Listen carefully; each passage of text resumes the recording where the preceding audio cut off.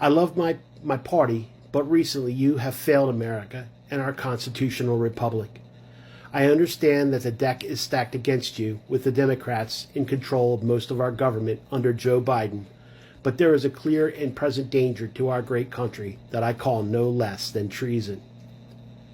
You have allowed Biden and his liberal world order to destroy our nation's food supply.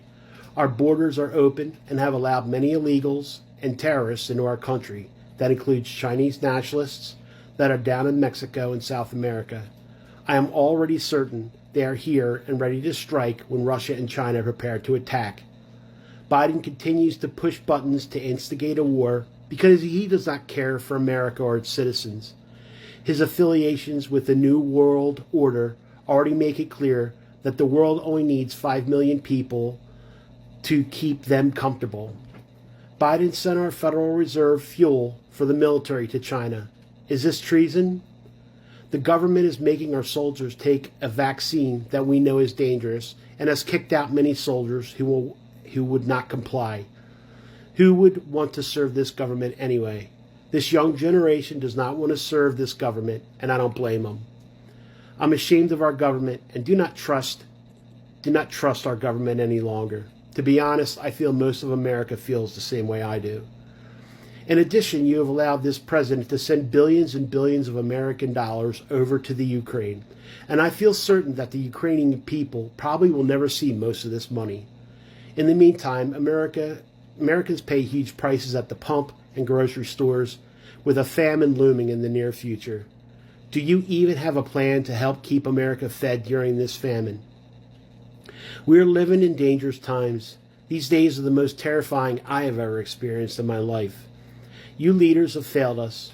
You have either sat idly by and let this all happen, or you are part of the problem. Either way, you are ineffective. And I feel strongly there will be an uprising here in America soon. Please, I beg you, get your party together and fight for America, or we may not have an America to fight for and end up dead or serving the world elite as slaves. Well, we're all going to end up dead someday, and as far as serving the elite, well, one could argue that under capitalism we're already serving as consumers. We are already serving the world's multinational corporations, some of the biggest companies on the globe. But I digress.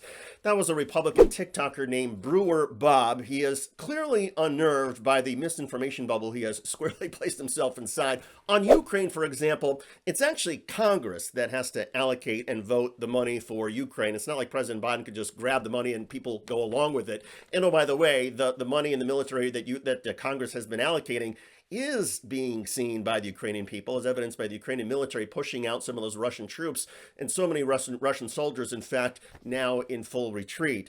Regarding a famine that Bob was referring to, maybe he's talking about something to do with climate change, and it is true that projections under climate change are that there will be more famine, particularly in the southern hemisphere as the temperatures get warmer around the globe. But as far as a famine in America, I'm not sure what Bob is referring to. Maybe this is some sort of biblical reckoning that he's talking about. In any case, Bob says that these days are the most terrifying in his life. And you increasingly hear that from a number of Republicans, far right-wing conservatives. And there's a growing political science theory that helps explain why so many people on the far right seem to be so discombobulated by all of this. And it has to do with the fundamental economic and labor transformations that are happening in America and around the globe. There are studies that now project that within the next 20 years, because of artificial intelligence and robotics and technology, over the next 20 years, half of all the jobs that exist, like in America, are going to disappear.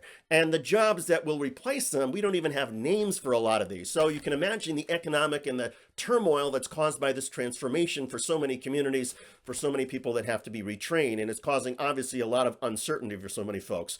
Well, that uncertainty clearly is at the heart of what is driving so many Republicans, including Brewer Bob. He released another video in which he seemed to film it maybe from his bedroom because he wasn't wearing a shirt. And it looked like maybe he was about to go to sleep, but in any case, watch this.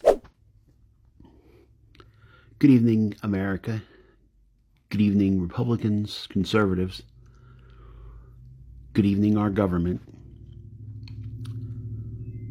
I am truly afraid for our country. The Liberal Party in general